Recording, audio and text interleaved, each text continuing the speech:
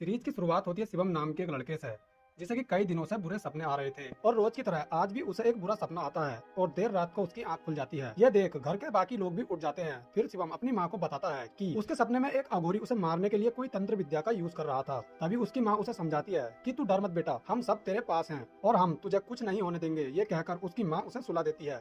फिर अगले दिन हमें स्कूल का सीन दिखाया जाता है, जहाँ शिवम की बहन जिसका नाम सालू था, वह देखती है कि स्कूल के सारे बच्चे खेलने में मस्त हैं, लेकिन वहीं शिवम अकेला एक पेड़ के नीचे खड़ा है और वह पेड़ पर किसी का नाम लिख रहा था। जब उसकी बहन उससे उस नाम के बारे में पूछती है तो वह कहता है कि ये मेरे बचपन के दोस्त का नाम है, जिसका नाम था वीरेंद्र। लेकिन जहाँ तक सालू को पता था कि इस नाम का तो कोई भी लड़का शिवम का दोस्त नहीं है। खैर यहाँ सालू शिवम की इस बात पर ज्यादा गौर नहीं देती और शिवम से क्लास में जाने के लिए कहती है। फिर रात को हम देखते हैं कि शिवम को एक और सपना आता है, जहाँ वह गीता नाम की एक औरत को पुकार रहा होता है। जब उसकी माँ उससे उस औरत के बारे में पूछती है तो शिवम कहता है कि वह मेरी बहू है। तब उसकी माँ उससे कहती है कि बेटा तेरी तो अभी शादी भी नहीं हुई है, तो यह बहू कहाँ से आ गई। तब शिवम उससे कहता है कि नहीं माँ, गीता मेरी रियल में बहू है। तब उसकी माँ मजाक में उससे कहती है कि कोई ना बेटा, जब तू बड़ा हो जाएगा तब हम उस गीता से तेरी शादी करा देंगे, जो रोज तेरे सपने में आती है। खैर इसके बाद हम देखते हैं कि कुछ डॉक्टर्स शिवम के स्कूल में बच्चों के चेकअप के लिए आए होते हैं। जब वह शिवम से उसके माता पिता का नाम पूछते हैं तो वह अपनी माँ का नाम सुशीला और पिता का नाम रामचंद्रन बताता है। तब डॉक्टर उससे कहती है कि बेटे तुम्हें तो अभी ठीक से अपने माता पिता का नाम भी याद नहीं है, क्योंकि असल में उसकी माता का नाम कविता और पिता का नाम राम अवतार था।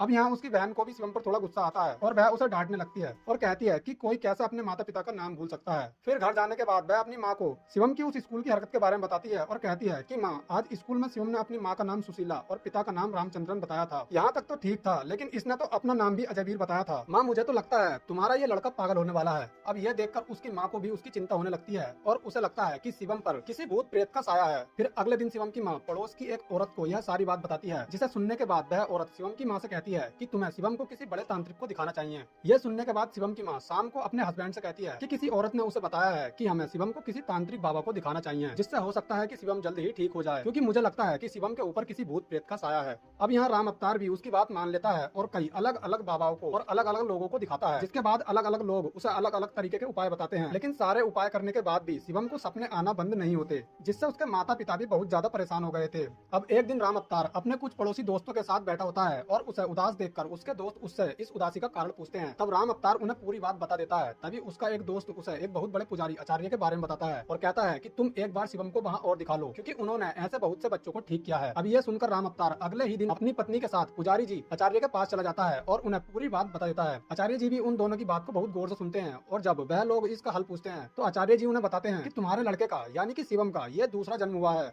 यानी पुनर्जन्म, और जो नाम वो तुम्हें अपने माता पिता और पत्नी का बताता है वो सब उसके पिछले जन्म के परिवार के नाम है। पिछले जन्म में ही उसका नाम अजयवीर था और उसकी पत्नी का नाम गीता, यहाँ तक कि उसकी माता का नाम सुशीला और पिता का ही नाम रामचंद्रन था। यहाँ आचार्य जी उन्हें बताते हैं कि शिवम का यह दूसरा जन्म है और उसका दूसरा जन्म किसी खास मकसद को पूरा करने के लिए हुआ है। शायद पिछले जन्म में उसका कोई अत्यंत महत्वपूर्ण काम अधूरा रह गया था, जिसे पूरा करने के लिए ही उसने दूसरा जन्म लिया है। जब शिवम अपने उस महत्वपूर्ण काम को पूरा कर लेगा तब वह अपने आप ही ठीक हो जाएगा और इसके अलावा उसे ठीक करने का कोई दूसरा रास्ता नहीं है। यहाँ आचार्य जी उनसे ये भी कहते हैं कि अब जल्द से जल्द तुम दोनों भी उसके इस काम को पूरा करने में मदद करो, क्योंकि जितनी जल्दी वह उस काम को समाप्त कर लेगा वह उतनी जल्दी ही ठीक हो जाएगा। बाकी सब ईश्वर पर छोड़ दो। अब यह सुनने के बाद शिवम के माता पिता को सारी बात समझ आ जाती है और अब वह सीधा अपने घर चले जाते हैं। अब अगले दिन शिवम के माता पिता शिवम से उसके पुराने गाँव का नाम पूछते हैं तो शिवम कहता है कि अभी तक मुझे मेरे पुराने गांव का नाम याद नहीं आया है, जब आ जाएगा तब मैं तुम्हें बता दूंगा। खैर कुछ दिन बाद शिवम को उसके गांव का नाम याद आ जाता है और वह अपने घर वालों को बताता है कि उसके पिछले जन्म के गांव का नाम कबूल माजरा था। अब यह सुनकर शिवम के घर वालों को थोड़ी चैन की राहत मिल जाती है। अब शिवम के पापा उससे कहते हैं कि हम कल को ही उस गाँव के लिए रवाना होंगे, इसीलिए बबीता तुम सारा सामान पैक करके रेडी रहना और सालू तुम यहीं रहकर घर की देखभाल करना। फिर अगले दिन ये तीनों लोग शिवम के जिसके पिछले जन्म का नाम अजयवीर था उसके पुराने गाँव के लिए निकल जाते हैं और अजयवीर के घर को ढूंढने लगते हैं और घर को ढूंढते ढूंढते उन्हें शाम हो जाती है। लेकिन फाइनली शिवम उन्हें अपने पुराने घर के पास लेकर आ गया था।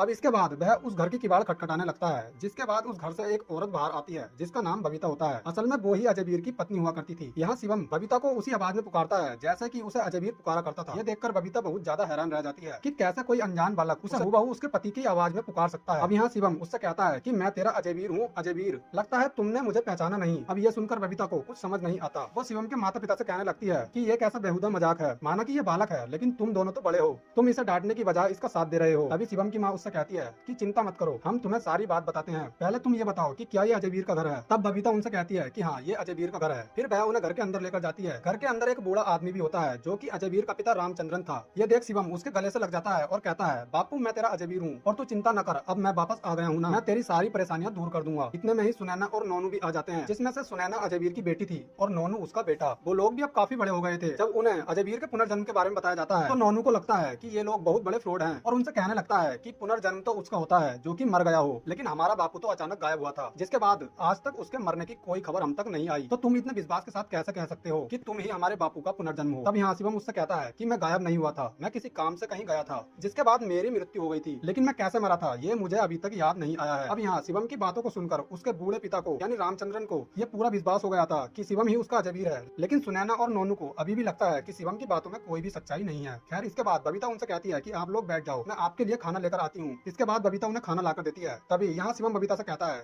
कि क्या तुम्हारी पुरानी आदत अभी तक नहीं गई है? तुम्हें पता है ना कि जब भी मैं खाना खाता हूँ मुझे अचार एक अलग कटोरी में लाकर दिया करो। एक ही बर्तन में तेल और रोटियां रखने से रोटियों के भी तेल लग जाता है। अब ये सुनकर बबीता को भी पूरा यकीन हो जाता है कि शिवम ही उसका अजय वीर है, क्योंकि अचार वाली बात अजय वीर के अलावा कोई तीसरा आदमी नहीं जानता था। और यहाँ बबीता ने जानबूझकर उसे एक ही थाली में अचार और रोटियां दी थी, क्योंकि वो जानती थी कि अजय वीर को रोटियां और अचार अलग अलग बर्तन में चाहिए होते थे। अब ये सुनकर उसकी पूरी फैमिली को शिवम पर पूरा विश्वास हो गया था कि शिवम ही उनका अजय वीर है। खैर अगले दिन गाँव के मुखिया और कुछ अन्य लोगों को भी अजय वीर के घर बुलाया जाता है और जिन लोगों को भी अजय वीर जानता था शिवम से उनका नाम पूछा जाता है। तब शिवम एक एक करके उन सारे लोगों के नाम और उनके बारे में जो भी बातें जानता था वह बता देता है। अब गांव वाले भी समझ गए थे कि ये अजय वीर ही है, लेकिन एक बात अभी भी गांव वालों को खटक रही थी कि अजय वीर कैसे मरा था।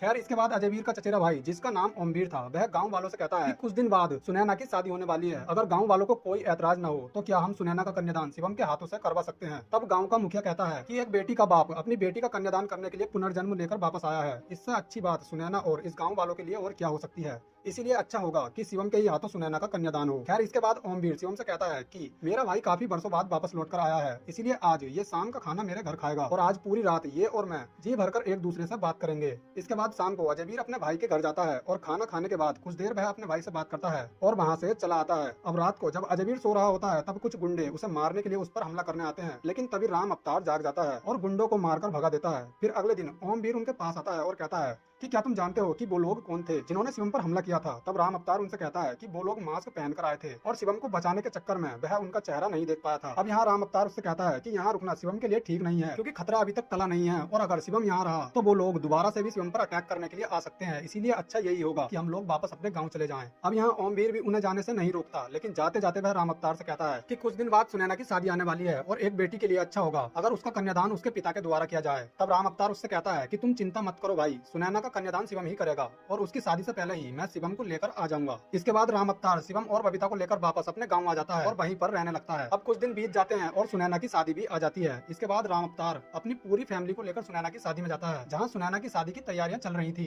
और कुछ ही देर में सुनैना का कन्यादान भी होने वाला था, लेकिन तभी उन्हें पता चलता है कि कोई शिवम को किडनैप करके ले गया है। जिसके बाद ये सब लोग बहुत ज्यादा घबरा जाते हैं और शिवम को ढूंढने के लिए निकल जाते हैं। फिर हमें दिखाया जाता है कि कोई उसे किडनैप करके एक सुनसान जगह पर ले आया है और एक अघोरी उसके ऊपर कुछ मंत्रों का जाप कर रहा था। ये वही अघोरी था जिसे एक बार शिवम ने अपने सपने में देखा था। तभी हमें पता चलता है कि उसके चचेरे भाई ओमवीर ने ही उसे किडनैप किया था और ये लोग उसकी बलि देने वाले हैं। अब यहाँ ओमवीर शिवम से यानी कि अजय वीर से उसकी आखिरी इच्छा पूछता है। तब शिवम उससे कहता है कि भाई क्या तुम बता सकते हो कि मैं पिछले जन्म में कैसे मरा था। तब ओमवीर उसे बता देता है कि पिछले जन्म में वह अपनी मौत नहीं मरा था, बल्कि उसने ही अघोरी के साथ मिलकर उसका मर्डर किया था। तब शिवम उससे कहता है कि ओमवीर तू तो मेरा भाई था ना, फिर तूने मुझे क्यों मारा था। तब यहाँ ओमवीर उससे कहता है कि मेरा बाप बहुत ज्यादा दारू पिया करता था, जिसके बाद उसने हमारे हिस्से की सारी जमीन बेचकर उसका पैसा दारू में उड़ा दिया था और हमारे पास खाने के लिए एक भी अनाज का टुकड़ा नहीं बचा था और ना ही अनाज बोने के लिए जमीन। तब तुम्हारे पापा ने गांव वालों के सामने अच्छा बनने के लिए मेरे बापू को थोड़ी सी जमीन दान में दे दी थी, जिस जमीन में हमने सालों मेहनत की लेकिन हम एक भी अनाज का दाना नहीं उगा पाए थे, जिसमें हमारा बहुत सारा पैसा भी खर्च हो गया था और हम पूरी तरह कर्जे में डूब गए थे और इसी बात का बदला लेने के लिए मैंने तुम्हें मार दिया था। अब यहाँ शिवम मुझसे कहता है कि मैं जानता हूँ कि मुझे मारने के पीछे ये वजह नहीं थी, दरअसल ये सब इस अघोरी का प्लान था जिसने तुम्हें मेरे खिलाफ भड़काया था, जिसके बाद ही तुमने मुझे मारा था। तब ओमवीर उससे कहता है कि ये अघोरी मुझे क्यों भड़काएगा और तुम्हें मारने से इसका क्या ही फायदा था। तब शिवम उसे बताता है कि एक बार इसने तुम्हारी बहन लक्ष्मी को छेड़ दिया था, जिसके बाद मैंने इसका एक हाथ काट दिया था ताकि ये दोबारा किसी लड़की की तरफ आंख उठाकर ना देख सके। और इसी का बदला लेने के लिए इसने तुम्हें मेरे खिलाफ भड़काया था, जिसके बारे में तुम्हें कभी पता ही नहीं चला। अब जैसे ही ओमवीर को अघोरी की इस घिनौनी हरकत के बारे में पता चलता है तो उसे उस अघोरी पर बहुत गुस्सा आता है और वह शिवम से माफी मांगने लगता है और कहता है कि भाई मुझे माफ कर देना, मुझसे बहुत बड़ी गलती हो गई और अब मैं इस गलती को दोबारा नहीं दोहराना चाहता, क्योंकि मुझे अब मेरी गलती का एहसास हो गया है। लेकिन इतने में ही अघोरी ओमवीर पर हमला कर देता है और शिवम को मारने के लिए आगे बढ़ता है। तभी आचार्य जी भी वहाँ पहुंच जाते हैं और अघोरी पर अटैक कर देते हैं। फिर जैसे ही अघोरी नीचे गिरता है ओमवीर उसे जान से मार देता है। अब घर के बाकी लोग भी वहाँ पहुंच जाते हैं और शिवम को सही सलामत घर लेकर आ जाते हैं। इसके बाद शिवम अपनी बेटी का कन्यादान करता है और खुशी खुशी उसे विदा कर देता है। फिर अगले दिन अजयवीर का बेटा एक जमीन को खोद रहा होता है, क्योंकि शिवम ने उसे बताया है कि उसे पिछले जन्म में यहीं पर दफनाया गया था। इसके बाद नोनू अपने पिता की डेड बॉडी को बाहर निकाल लेता है और सही तरीके से उनका अंतिम संस्कार करता है और इसी के साथ इस कहानी का अंत हो जाता है।